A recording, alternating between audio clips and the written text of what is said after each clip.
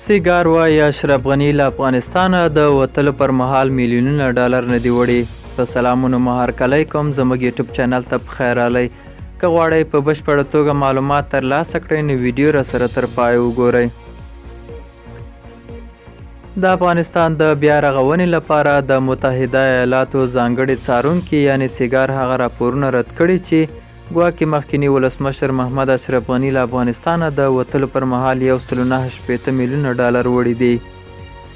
سیګار په تازه راپور کې ویلي په هغه ادعاو کې مبالغه شوې چې د کابل د سقوط پر مهال ورک شوي ډالر اشرف غني له ځانه سره وړي دي.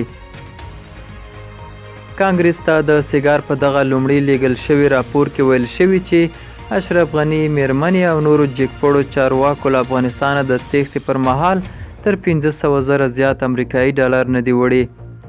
د افغانستان د بیا رغونې لپاره د امریکا د ځانګړي څارونکي ادارې دا هم ویلي چې دوی لومړی ځل په کابل کې د روسیې سفارت د دغه ادعاو ملاتړ کړی و، خو وروسته روسیې د هغو ادعاو لپاره شواهد وړاندې نه کړی شول.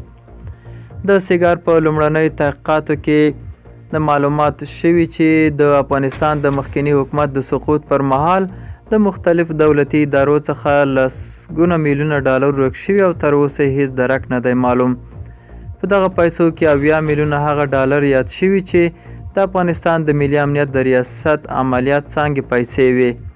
سیګار ویلي دا لومړی راپور د افغانستان د مخکني حکومت له شاوخوا 10 لوړپوړو چارواکو سره د مرکو په پایله کې چمتو کړی دی، خو زیاته کړې ده چې دوی د وروستي راپور لپاره د معلوماتو په ټولولو کار کوي. دا و زموږ نننی چمتو شوی ویډیو. تر بیا ښه وخت، ښې چارې.